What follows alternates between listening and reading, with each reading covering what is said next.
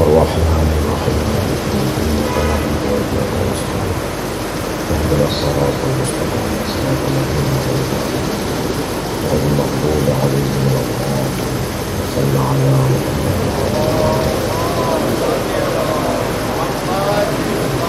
أعوذ بالله من الشيطان الرجيم. بسم الله الرحمن الرحيم.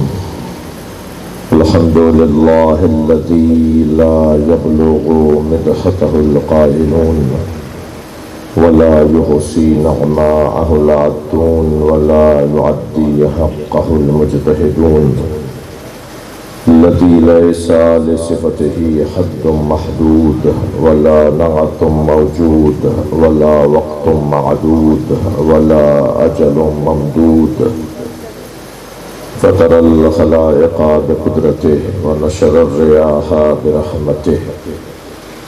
الصلاة والسلام على الرسول المسدد المصطفى الأمجد المحمود الأحمد سيدنا ومولانا ومولى الكونين جد الحسن والحسين عاني أبا القاسم محمد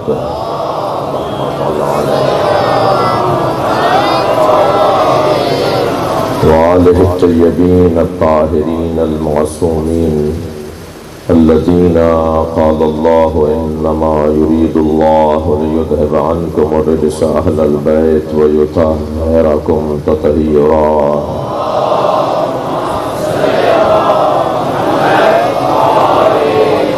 ولعنة الله على أعدائهم أجمعين من يوم عداوتهم إلى قيام يوم الدين. أما بعد، قال الحكيم في قرآن الكريم: بسم الله الرحمن الرحيم. فمن حاجك فيه من بعد ما جاءك من العلم فقل تعالوا ندعو أبناءنا وأبناءكم ونساءنا ونساءكم وأنفسنا وأنفسكم ثم نبتهل فنجعل لعنة الله على الكاذبين. صلوات.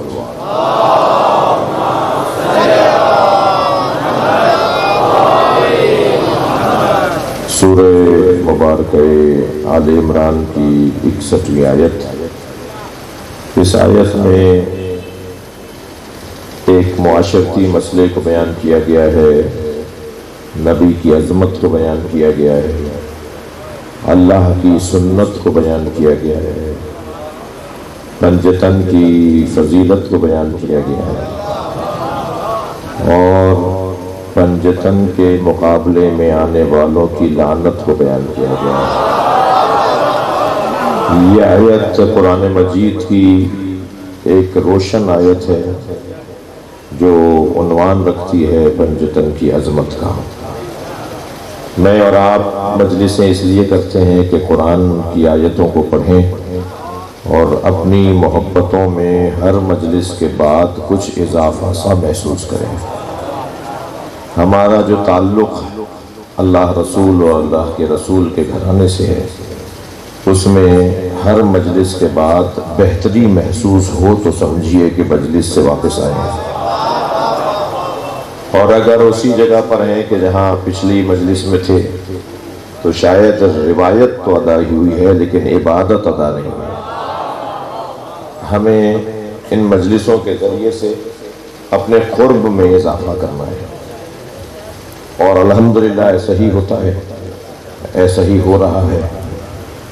یہ آیت جہاں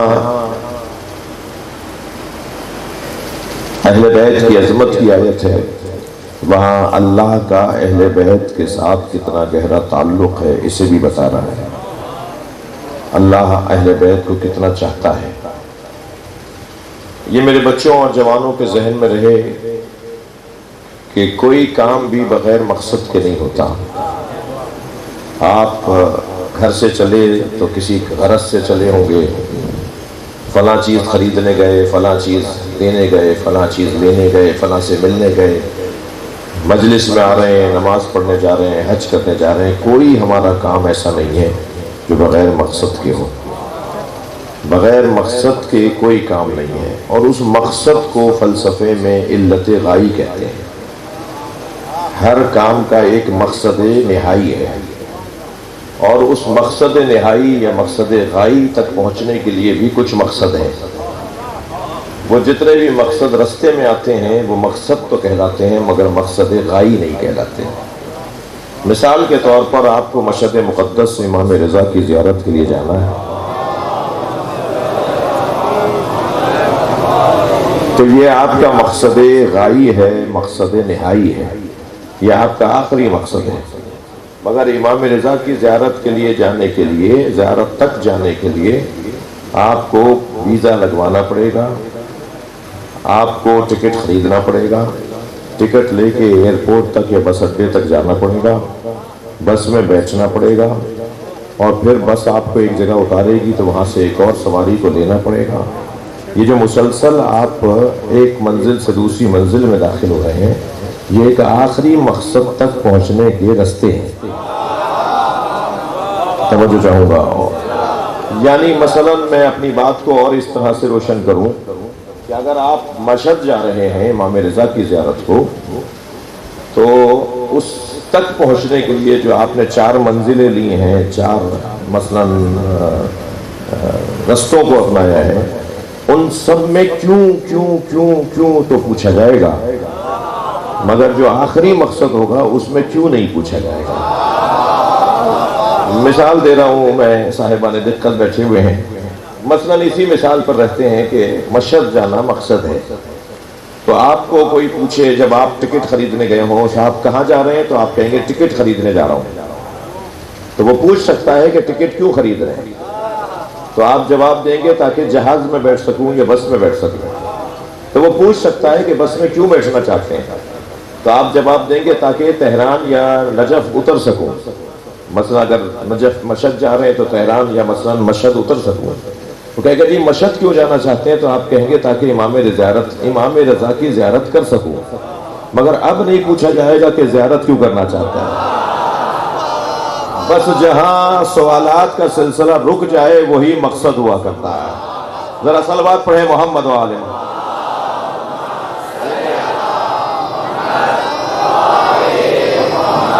اگر مجھے اور آپ کو یہ جاننا ہے نا کہ ہمارا مقصد کیا ہے تو ایک کسوٹی یہ ہے، فلسفہ آپ کے سامنے پڑھ رہا ہوں میں اس وقت، ایک کسوٹی یہ ہے کہ جہاں کیوں کیوں کیوں کیوں کا سلسلہ رک جائے وہی مقصد ہے.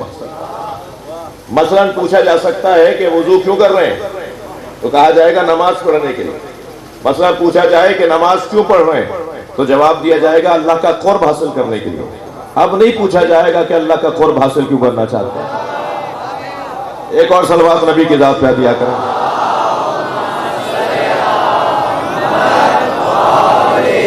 توجہ چاہوں گا عزیزان گرامی، میری اور آپ کی قسمت اتنی حسین ہے کہ جس پر جتنا شکر کیا جائے کم ہے. ہم سے پوچھا جائے گا کہ کہاں جا رہے ہو، معلوم ہوا کہ جی امام بارگاہ جا رہا ہوں. امام بارگاہ کیوں جا رہے ہو؟ اس لیے کہ مجلس سننے جا رہا ہوں. مجلس کیوں سننے جا رہے ہو؟ تاکہ علی کا قرب نصیب ہو. اب سوال نہیں ہوگا کہ علی کا قرب کیوں پانا چاہتے ہو. وہ میری اور آپ کی زندگی کا ایک مقصد نہائی ہے. جب مقصد صلوات پڑھ لیں اور نبی کی ذات پر.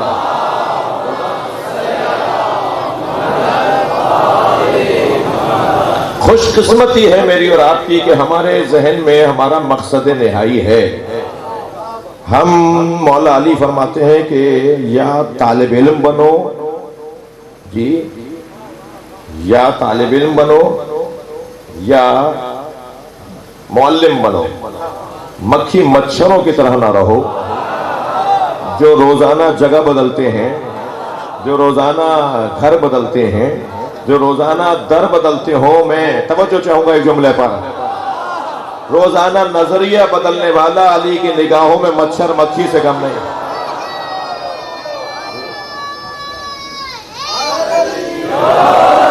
روزانہ نظریہ بدلنے والا کوئی اور ہے. میں اور آپ جس دروازے پر بیٹھے میرا جملہ محسوس کیجئے گا، ہم جس دروازے کے مرید ہیں نا وہ زمانے کو موڑ کر نہیں دیکھتے، موڑ کر دیکھتے ہیں.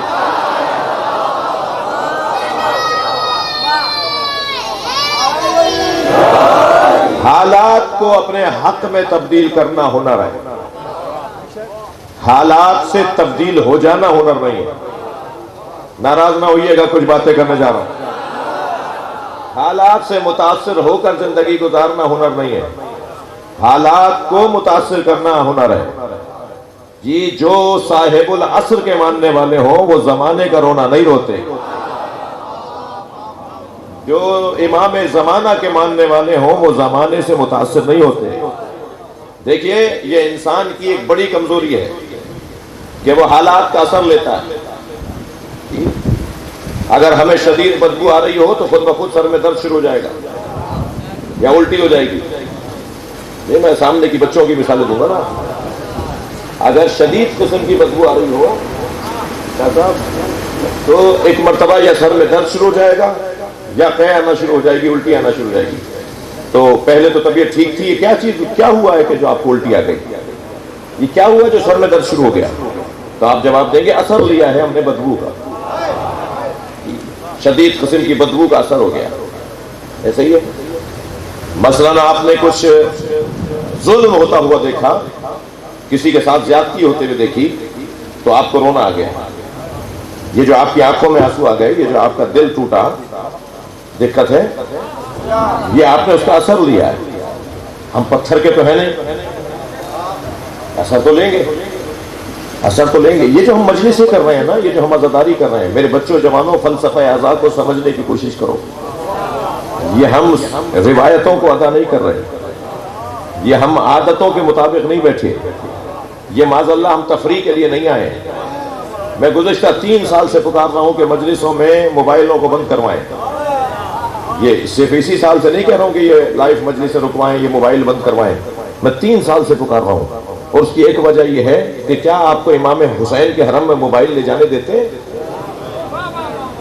کیا آپ کو امام رضا کے حرم میں موبائل لے جانے دیتے ہیں؟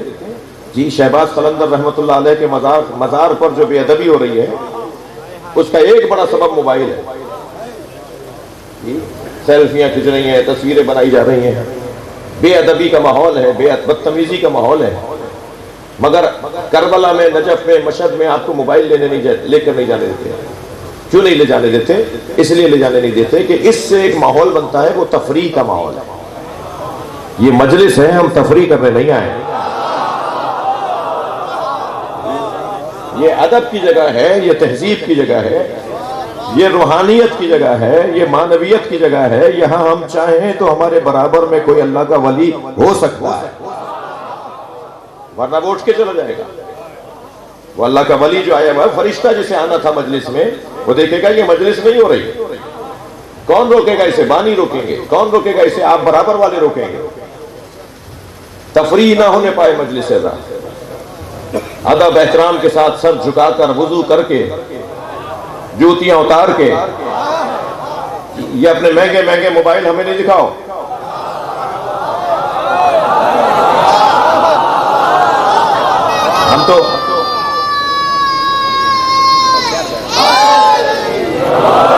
ہم سب مجلس میں جوتیاں اتار کے بیٹھے ہیں، جملہ تکراری ہے، ہم سب مجلس میں جوتیاں اتار کر بیٹھے ہیں۔ مولا علی نے جوتیوں کا نام دنیا رکھا ہے، ہم اپنی دنیا چھوڑ کر آئیں۔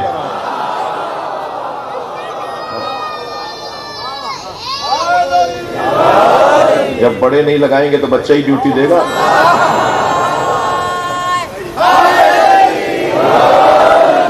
وہ کہہ رہا ہے کہ بڑے لگا نہیں رہے تو مجھے موقع مل گیا۔ ایک صلوات اور پڑھیں گے۔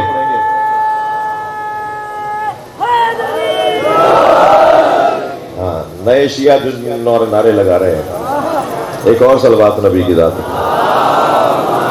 اللہم صل علی محمد وعلی محمد۔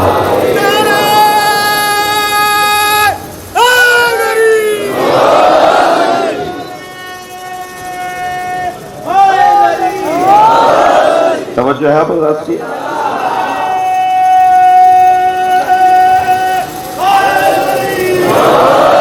بات آگے بڑھے۔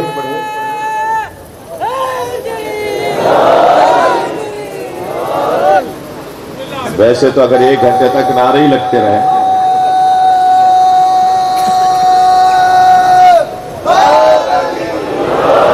بھائی اب گلوں کا مظاہرہ نہیں کریں، مل کر ایک صلوات پڑھ لیں۔ اللہم صل علی آپ اس سے اچھی صلوات پڑھ سکتے ہیں.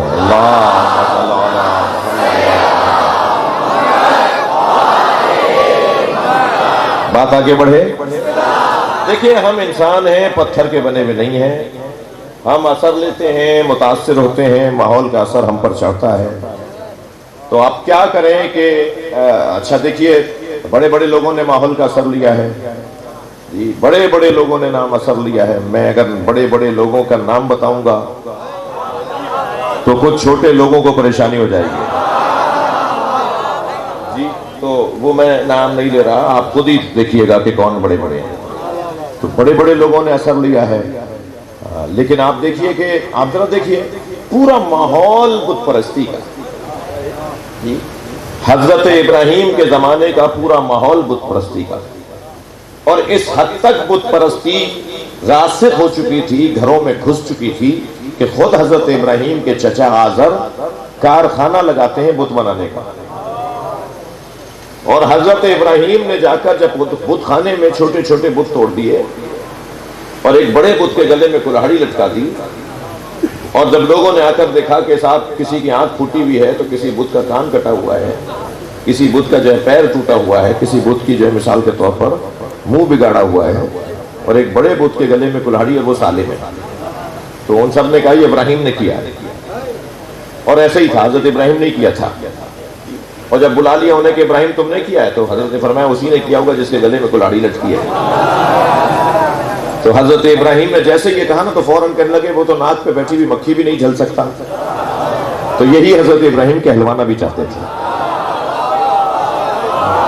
جیسے ہی حضرت ابراہیم نے کہا نا کہ وہ ناک پہ بیٹھی مکھی نہیں جھل سکتا، تو جیسے ہی انہوں نے کہا کہ یہ ناک پہ بیٹھی مکھی نہیں جھل سکتا، تو حضرت ابراہیم نے فرمایا کہ میں یہی تمہیں سمجھا رہا ہوں، وہ پھر تمہارا خالق اور رازق کیسے ہے. جو اتنا بھی اپنا دفاع نہیں کر سکتا تو وہ تمہیں کیسے پال رہا ہے. تو بات تو عقل میں اتر گئی تھی، مگر عزیزان گرامی یہ انسان کی پرانی کمزوری ہے کہ عقل کچھ کہتی ہے، نفس کچھ کہتا ہے. عقل کہتی ہے کہ یہ کرو، اور نفس کہتا ہے کہ یہ کرو. تو ان کی عقل نے تو مان لیا تھا کہ ابراہیم کی بات صحیح ہے، مگر عادتیں نہیں مان رہی تھی جی. عادتیں عربی زبان میں نشئی کو معتاد کہتے ہیں. جو چرس پیتا ہے نا، جو مثال کے طور پر بھنگ پیتا ہے جی، وہاں بولا ہے آپ نے کسی نے؟ جو چرس پیتا ہے، جو بھنگ پیتا ہے، جو نشہ کرتا ہے، اسے عربی میں معتاد کہتے ہیں، یعنی عادتوں کا مارا. مولانا معتاد کہتے ہیں جو عادتوں کے آگے مجبور ہو جائے. میرے ساتھ ایک بھائی تھے کہ جو کچھ دن پہلے شیعہ ہو گئے تھے. تو جب نماز میں کھڑے ہوئے تو ہم نے عادتاً ہاتھ چھوڑ دیے، اور وہاں کیونکہ باندھے ہوئے لوگ بھی تھے تو انہوں نے عادتاً باندھ لیے. آدھی رکعت میں انہیں یاد آیا کہ ہاتھ مجھے کھولنے، تو پھر کھول بھی دیا. البتہ کچھ ایسے بھی لوگ ہوتے ہیں وہ کہتے ہیں جی اتحاد بین المسلمین رہنا چاہیے. تو میں نے کہا جی اتحاد کیسے ہوگا؟ کہنے لگے ایک کھول دیتے ہیں، ایک چھوڑ دیتے ہیں. ایک ہاتھ باندھ لیتے ہیں اور ایک ہاتھ چھوڑ دیتے ہیں، یہ اتحاد بین المسلمین ہے. تو بعض اوقات اتحاد کے نام پہ نہ یہ رہیں گے نہ وہ رہیں گے. ایک صاحب کا تو بڑا اچھا جملہ ہے، میں ممبر پہ بیٹھا ہوں بڑا سنبھل کے بول رہا ہوں. ایک کہنے لگے کہ نہ سنی نہ رہو گے، نہ شیعہ رہو گے، سنی ہو جاؤ گے. ایک تیسری چیز تو نہیں بھائی، اپنی جو تعلیمات ہیں انہیں اپنے باقی رکھو، محفوظ رکھو، اور دوسروں کی باتوں کو، دوسروں کی توہین نہ کرو. کمال تو یہی ہے نا کہ آپ 10,000 اہل سنت بھی ہوں تب بھی ہاتھ کھول کے دکھائیں. میں یہ بات بار بار کر رہا ہوں اور جان بوجھ کے کر رہا ہوں. ابھی پچھلے دنوں 5-6 بڑی شخصیات بیٹھی تھیں جی، وزراء، سفراء، بڑی پاکستان کے اس وقت کے لوگ بیٹھے تھے، ہر دوسرا بندہ وزیر تھا. تو وہاں انہوں نے ایک نے آواز دی کہ جی آپ کا جو جملہ ہم سب سن چکے ہیں، یہ جو فلاں صاحب بیٹھے ہیں یہ شیعہ ہیں، مگر میرے ساتھ ایک جگہ گئے تو وہاں میں نے تو ہاتھ کھولے جیسے میں کھولتا ہوں، اور انہوں نے باندھ لیے. تو میں نے بعد میں کہا جی تم نے باندھ کیوں لیے؟ تو کہنے لگے کیا کروں، دائیں بائیں بڑے لمبے لوگ کھڑے تھے. میں ہاتھ نہ باندھتا تو صلوات پڑھنے دو محمد وال.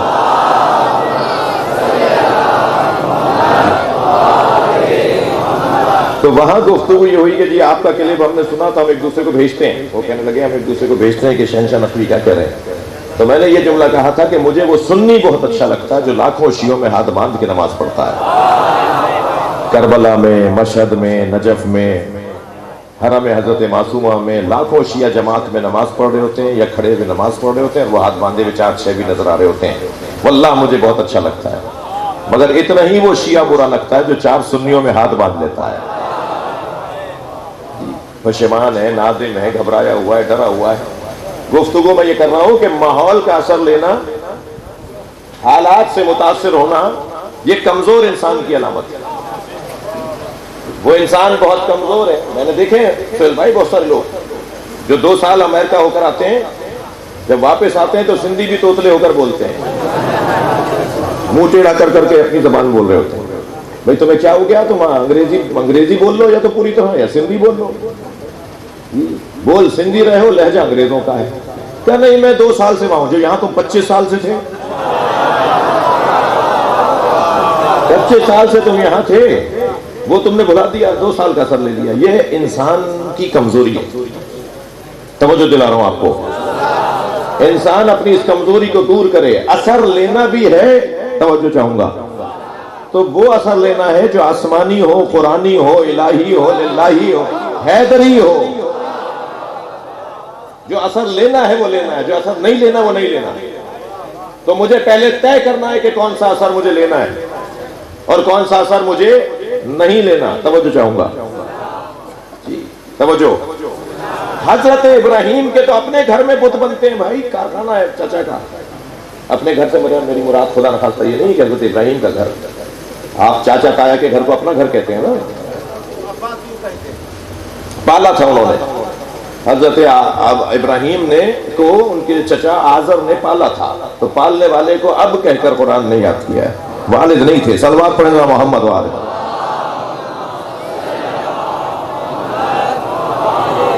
تو میرا سوال یہ ہے کہ حضرت ابراہیم کے تو اپنے گھر میں، اپنے گھر سے مراد وہی ہے بھائی جو میں نے لیا ہے، بت بنتے تھے، کارخانہ بت سازی تھا. مگر حضرت ابراہیم نے کارخانے میں جا کے بت توڑ دیے.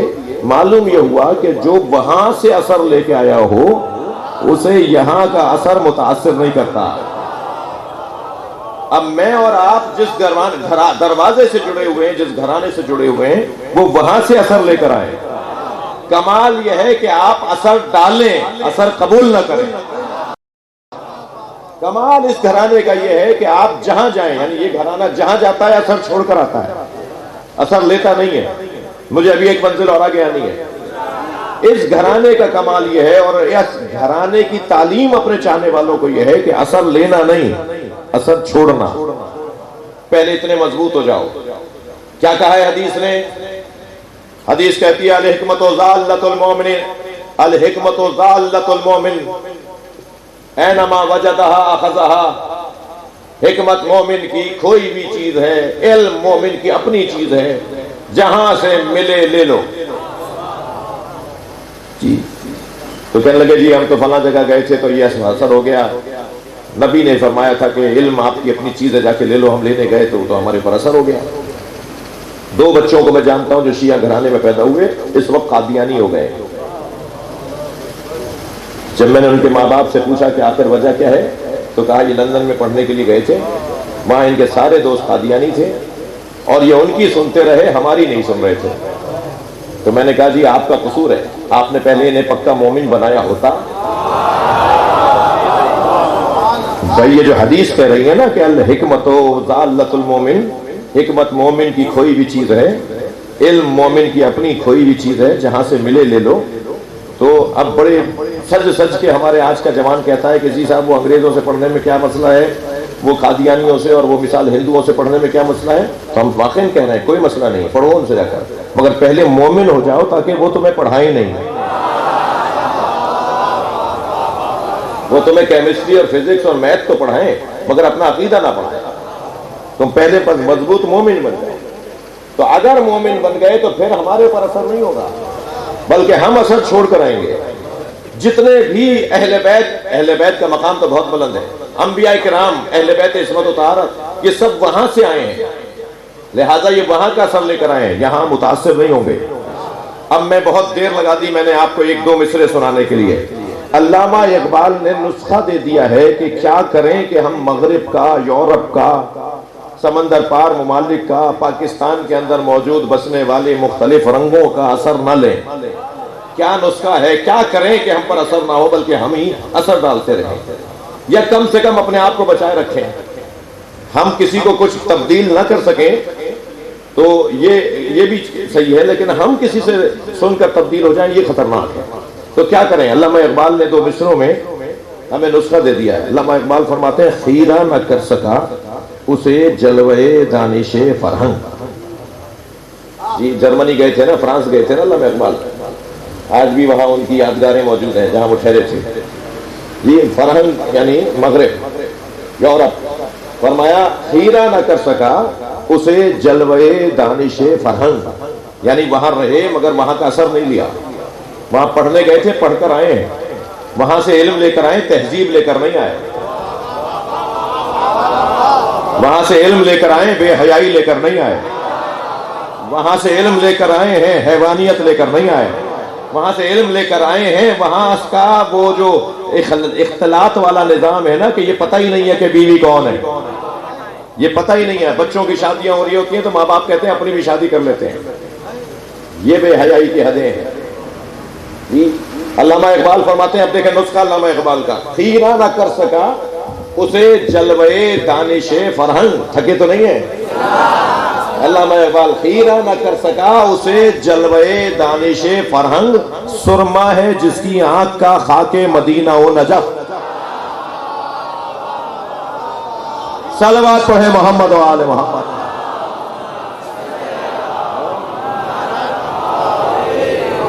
پہلے اپنی آنکھوں میں مدینہ و نجف کا سرما لگا لو، پھر تمہیں سوائے نبی اور علی کے کچھ نظر ہی نہیں آئے گا.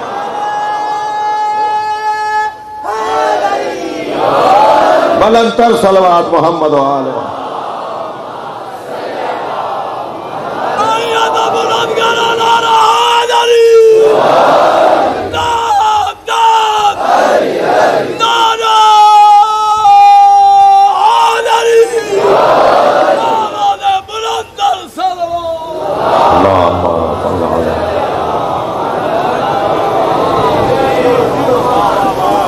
یہ جو گھرانہ ہے جن کے دروازے پر ہم بیٹھے ہیں، یہ اثر لینے والے نہیں ہیں، اثر چھوڑنے والے ہیں.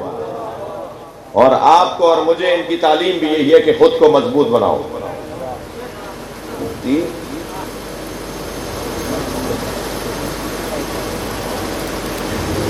دل کر رہا ہے کہ آپ کو ایک منزل اور آگے بڑھاؤں. سرمے طور لگا دیدہ تر پیدا کر. سرمے طور لگا، شعر سننا چاہتے ہیں؟ سرمے طور لگا، کوہ طور کا سرما لگاؤ بھائی. سرمے طور لگا دیدہ تر پیدا کر، شوق دیدار اگر ہے تو نظر پیدا کر. اور زینہ ممبر شبیر سے بڑھ کر کیا ہے؟ اس سے اونچی کرسی نہیں ہے. یہ فلاں وزیر بننا چاہتے ہیں، فلاں یہ کرنا چاہتے ہیں، چھوٹے لوگوں کی چھوٹی باتیں. وزیر اعظم سے ملے، صدر سے ملے، وزراء ان کے گھر آتے ہیں، گورنر ان کا احترام کرتے ہیں، تم جل جل کے اسی بات پہ مر جاؤ.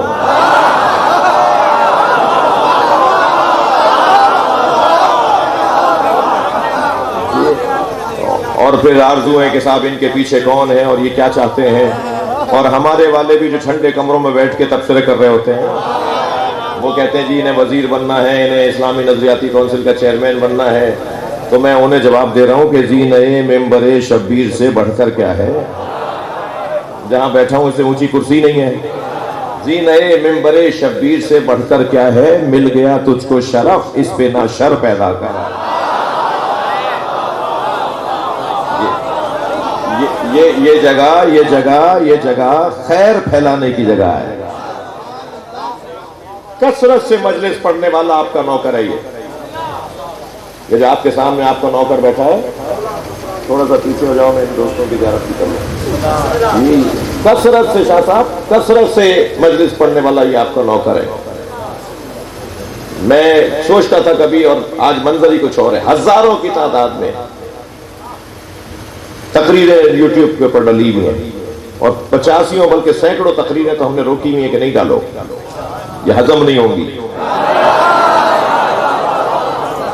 جنہوں نے کچی پکی نہیں پڑھی وہ میٹرک کی باتیں نہیں سمجھ پائیں گے، تو یہ علیحدہ، لیکن جو ڈل گئی ہیں وہ ہزاروں کی تعداد میں۔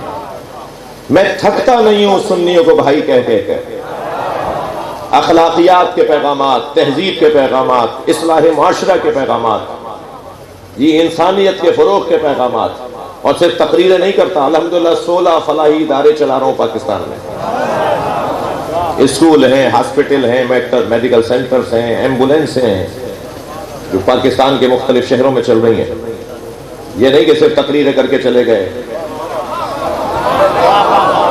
باتیں کر کے چلے گئے، نہیں، میں باتوں سے زیادہ عمل پر یقین رکھتا ہوں، اور الحمدللہ وہ کر کے بھی دکھایا ہے۔ وہ جو ہزاروں کی تعداد میں وہ جو بھی ہم سے مولا نے کام لیا، نوکر ہیں ہم، تو ہمیں تنخواہ کہیں ملنی ہے، ہماری تنخواہ کہیں جمع ہو رہی ہے۔ ہماری سب سے بڑی تنخواہ یہ ہوگی کہ محشر میں حسین کہیں کہ میرا نوکر آ رہا ہے، محشر میں مولا علی کہیں سے بلا لو یہ میرا نوکر ہے، محشر میں سیدہ فرمائیں یہ میری اولاد ہے۔ اس سے بڑھ کر ہماری کوئی تنخواہ نہیں ہے جی۔ نیاز نظر کو طے کرنا اپنے اوپر حرام سمجھتا ہوں۔ میں دعوت دے رہا ہوں، چیلنج کر رہا ہوں، دنیا کا کوئی بھی شخص آ کر سامنے کھڑا ہو کہ اس سے میں نے نیاز طے کی ہو، کسی مجلس کی نیاز طے کی ہو، کسی سے میں نے کہا ہو کہ میں مجلس پڑھنے کے اتنے پیسے لوں گا۔ یہ میرے کوارڈینیٹر تشریف فرما ہے جناب سہیل رضا صاحب، ان کو اجازت ہی نہیں ہے کہ یہ پیسے کی بات کریں۔ بہت اگر انہیں بتانے کی اجازت ہے وہ بھی پوچھنے پر کہ مثلا سواری اتنی ہے، آئیں گے کیسے، تو کیسے آئیں گے اور کیسے جائیں گے، بس ظاہر ہے میں اڑ کے تو نہیں جاؤں گا، مثلا سواری چاہیے ہوگی نا، بس اتنی ان کو اجازت ہے کہ یہ سواری کے بارے میں بتا دیں کہ آنے جانے کے معاملات کیسے ہیں۔ میری مجلس پڑھنے کی کوئی نیاز طے نہیں ہے۔ جب نیاز کہہ دی تو پھر طے کیسے ہوگی؟ طے تو اجرت ہوتی ہے۔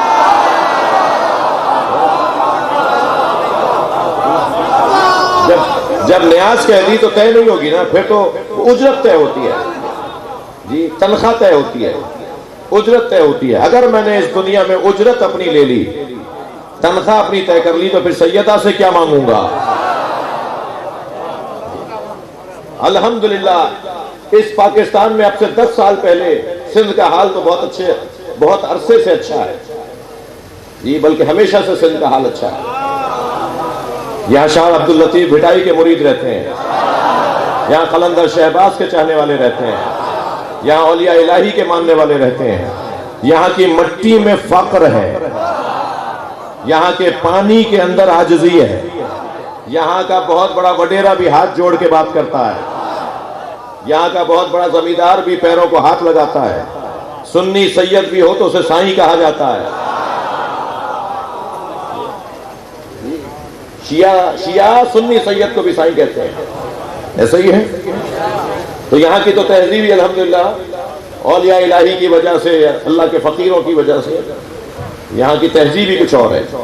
لیکن عزیزوں، پنجاب کے اندر، سرحد بلوچستان کے اندر، خاص طور پہ پنجاب کے اندر، اب سے 10-15 سال پہلے تک امامے پہننے والا جب بیٹھتا تھا نا ممبر پر تو مجمع اٹھ کے چلا جاتا تھا۔ اس ملک میں امامے کی اگر کوئی احترام و تعظیم بحال ہوئی ہے تو اسے ایک نوکر کی وجہ سے بھی ہوئی ہے۔ میں نہیں کہتا اکیلے میری وجہ سے ہوئی ہے، لیکن میں ایک سپاہی ہوں چند سپاہیوں میں۔ الحمدللہ بعض اوقات یہ باتیں کرنا مجبوری بن جاتا ہے۔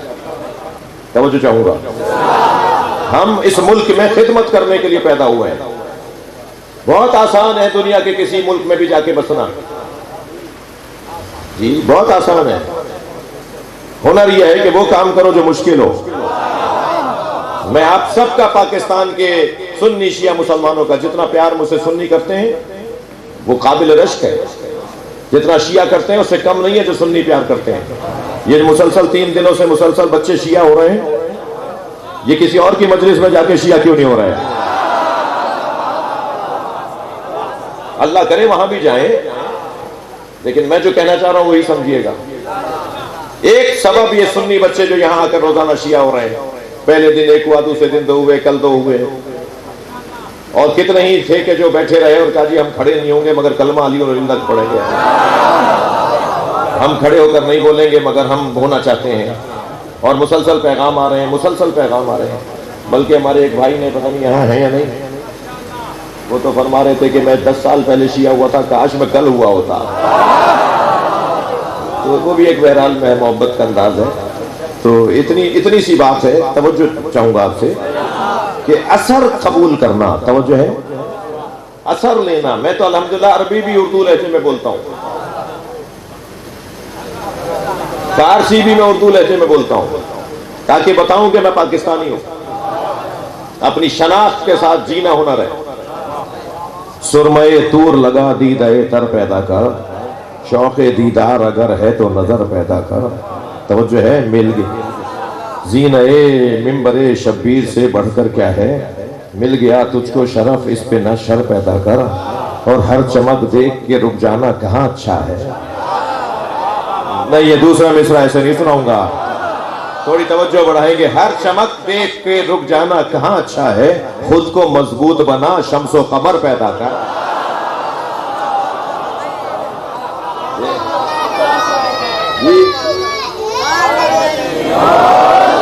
خود کو توجہ دلائیے، مجھے بتائیے کہ آپ تھک نہیں رہے میری باتوں سے۔ خود کو مضبوط بنا، شمس و قمر پیدا کر، اور تنہا رہنے کا تجھے شوق ہے،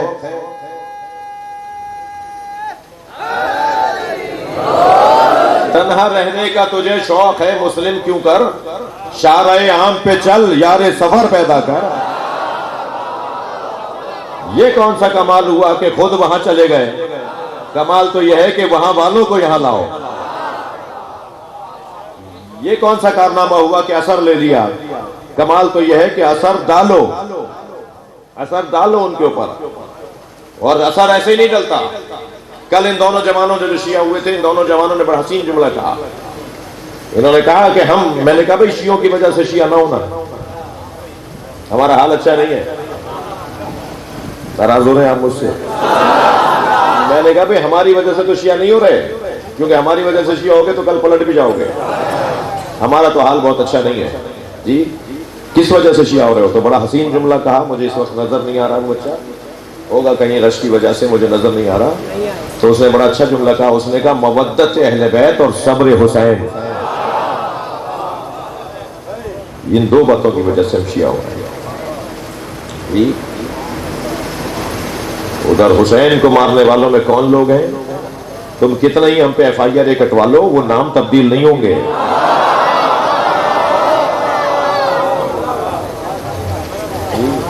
نام تو وہی رہیں گے جنہوں نے مارا ہے حسین۔ جب نام پکارو گے نا تو ولدیت بھی بتانی پڑے گی۔ تمہارے FIR کٹوانے سے یزید کا باپ بدلے گا نہیں۔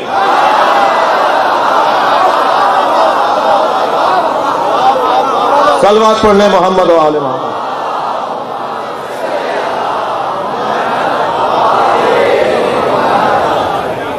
عجیب ماجرا ہے، صلوات پڑھ لیں ذرا محمد و آل محمد۔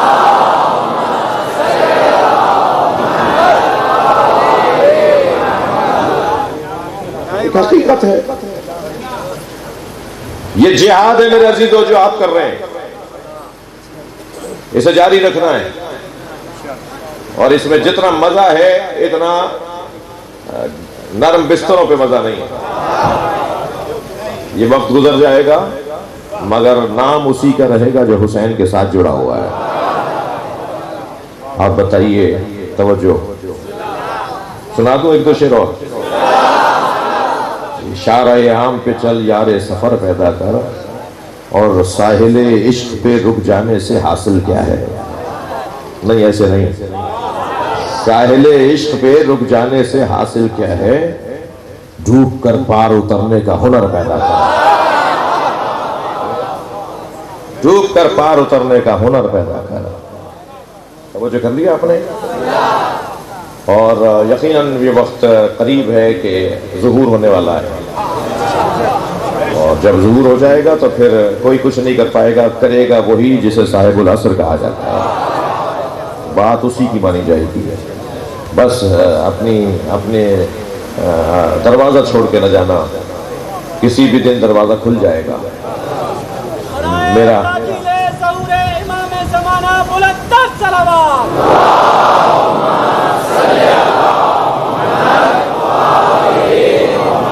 میرا کام، آپ کا کام دروازہ بجاتے رہنا ہے۔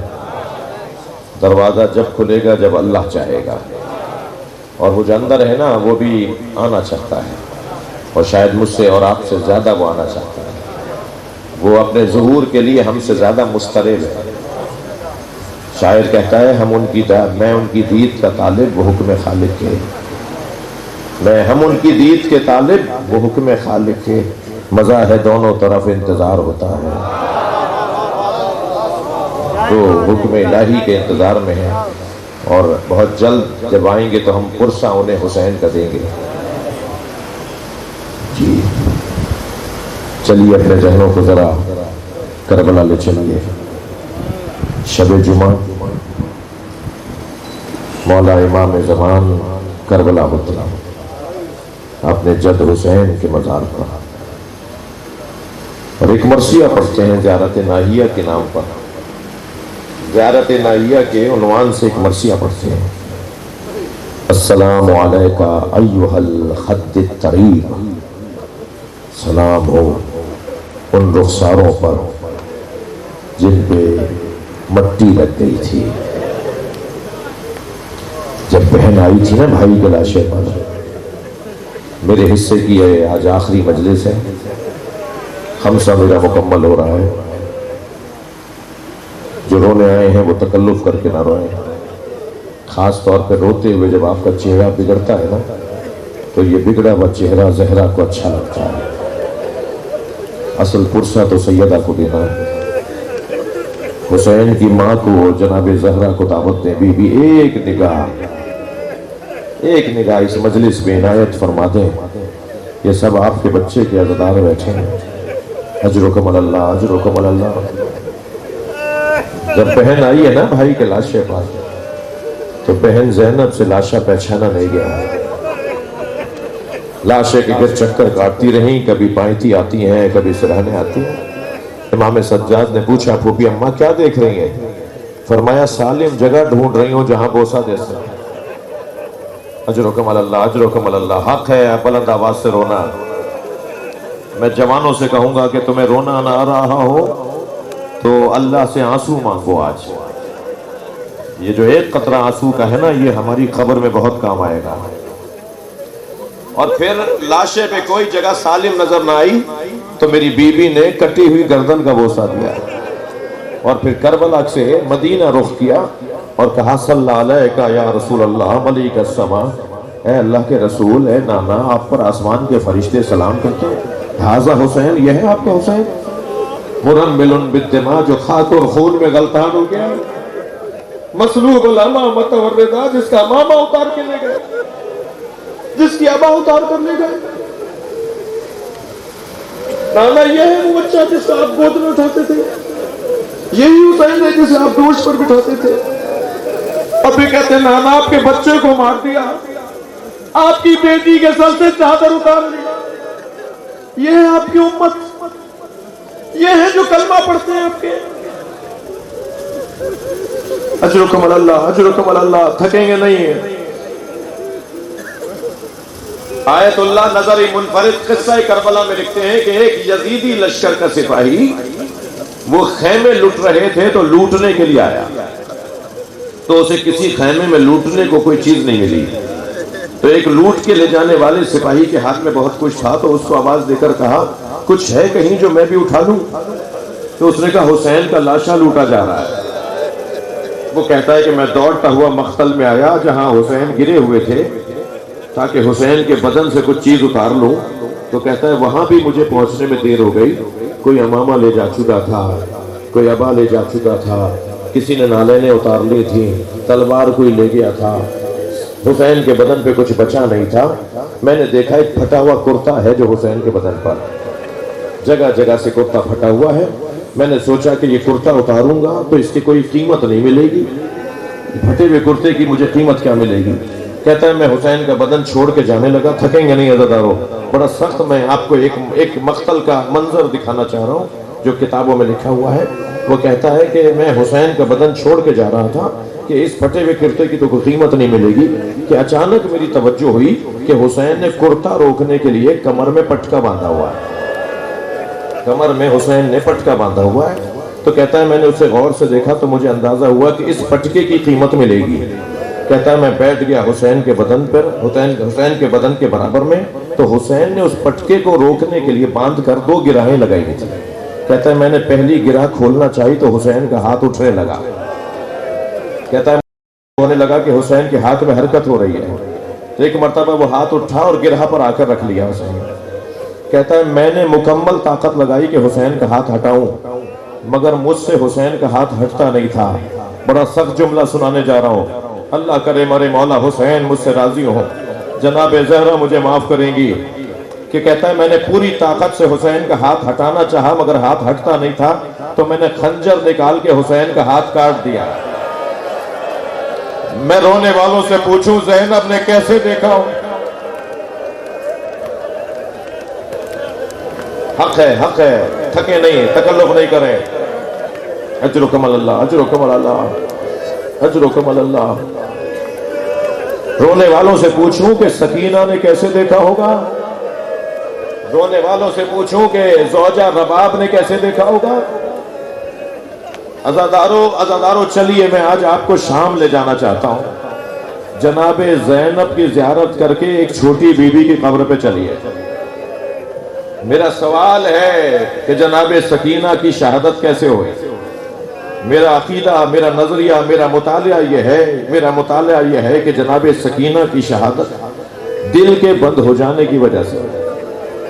یہ بچی کہاں تک برداشت کرتی، یہ بچی کب تک برداشت کرتی؟ آپ کے گھروں میں 4 سال کی کوئی بچی ہے؟ آپ کے عزیزوں میں کوئی بچی ہے؟ ذرا کچھ دیر کے لیے تصور وہاں لے جائیے۔ جو اتنی کم سن بچی ہوتی ہے نا، کبھی ماں کی گود میں جاتی ہے، کبھی بابا کی گود میں جاتی ہے، یہ بچی جو 4 سال کی بچی ہے یہ کب تک برداشت کرتی؟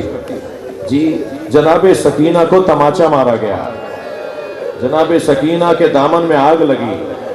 جب امام حسین کا سر دیکھتی تھی نا تو کہتی تھی بابا میرے گوشوارے کھینچ لیے، میرے کانوں کا درد نہیں جاتا، بابا میرے دامن میں آگ لگی، مجھے تماچے مارتے ہیں۔ یہ بچی کہاں تک برداشت کرتی؟ آخر زندان شام میں آدھی رات کو سوتے سوتے اٹھی۔ میں نے ایک جملہ کہہ دیا، نہیں معلوم آپ نے اسے برداشت کیا، سمجھا، سنا۔ اس بچی کا سونا کیا تھا؟ مگر جس کیفیت میں تھی، ایک مرتبہ اٹھی، کبھی زندان کے اس کونے میں بابا آئے تھے، کبھی اس کونے میں پھوپھی اماں میرے بابا آئے ہوئے تھے، کبھی جناب رباب کو آواز دے کر کہتی ہیں بابا مجھ سے باتیں کر رہے تھے، ابھی تو میرے بابا یہاں تھے، میرے بابا کہاں چلے گئے؟ اور پھر آوازیں دینے لگی، بابا مجھے لے جاؤ، بابا مجھے اپنے ساتھ لے جاؤ۔ جناب سکینہ کے رونے کی آواز جب زندان سے دربار تک گئی نا تو یزید نے کہا یہ حسین کی بچی کیوں رو رہی ہے؟ بتایا اپنے بابا کو خواب میں دیکھا ہے اور بابا کو یاد کر کے رو رہی ہے۔ تو کہنے لگا حسین کا سر بھیج دو۔ اب زندان شام میں امام حسین کا سر لایا گیا، جیسے ہی رومال ہٹایا گیا نا تو بی بی نے دیکھ کر کہا بھیا سید سجاد یہ کس کا سر ہے؟ اندھیرا تھا، چراغ رکھے ہوئے تھے۔ امام نے فرمایا بابا حسین کا سر ہے۔ سنیں گے عزادارو؟ تو سر کو گود میں اٹھا کے ہاتھوں میں اٹھا کر کہا بابا یہ آپ کے چہرے پہ کس کا خون ہے؟ بابا یہ آپ کی رگیں کس نے کاٹی ہیں؟ تھکے نہیں عزادارو، آوازوں کو آزاد کریں، گھٹ کے نہیں رویا کریں، آوازوں سے رویا کریں، ایسے رویا کریں جیسے آپ کے گھر میں جنازہ اٹھ رہا ہو، جیسے کسی میت جوان کی میت پہ مار ہو رہی ہوتی ہے۔ مجھے تعجب ہو رہا ہے آپ آوازوں کو دبا کیوں رہے ہیں؟ گریہ بہت کر رہے ہیں مگر آوازیں نہیں آ رہی۔ امام جعفر صادق فرماتے ہیں جب تم بلند آواز سے روتے ہو ہمارے عامر کو زندہ کر رہے ہوتے ہیں۔ بی بی کہتی ہے بابا یہ آپ کے چہرے پہ خون کس کا ہے؟ اجر و کمال اللہ، حق ہے، نہیں معلوم ہماری زندگی میں یہ آئندہ مجلس ہے یا نہیں۔ بابا یہ آپ کے چہرے پہ کس کا خون ہے؟ بابا یہ آپ کی پیشانی پہ کس نے پتھر مارا؟ بابا یہ آپ کی رگیں کس نے کاٹی؟ اور پھر کہنے لگی بابا مجھ سے بھی تو پوچھئے میرے گوشوارے چھن لیے، بابا مجھے تماچے مارتے ہیں۔ اجرکم اللہ، اجرکم اللہ۔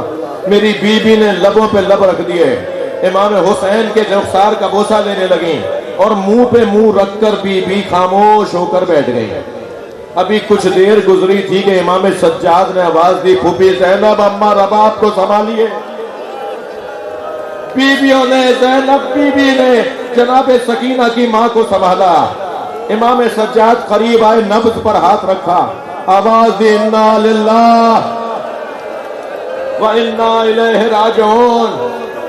کسی نے مدینے میں، اجرکم اللہ، کسی نے مدینے میں پوچھا تھا امام سجاد سے مولا آپ کی عمر تو اتنی نہیں ہے، یہ بڑھاپا کیسا ہے، یہ بال سفید کیسے ہیں، یہ کمر آپ کی کیوں جھک گئی؟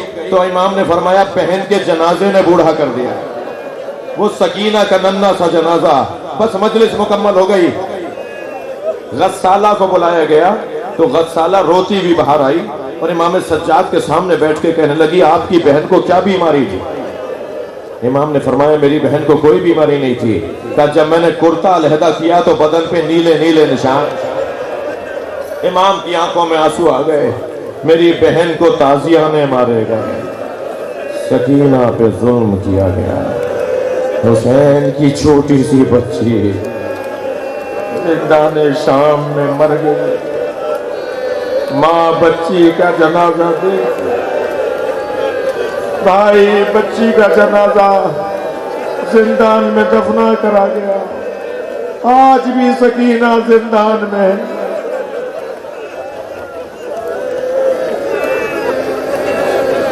اللہ لعنت اللہ علی قوم الظالمین، فسيعلم الذين ظلموا أي منقلب ينقلبون۔ یا اللہ ان آوازوں پر رحمت نازل فرما، رونے والوں کی توفیقات میں اضافہ فرما، امام زمانہ کے ظہور میں تعجیل فرما، یا حسین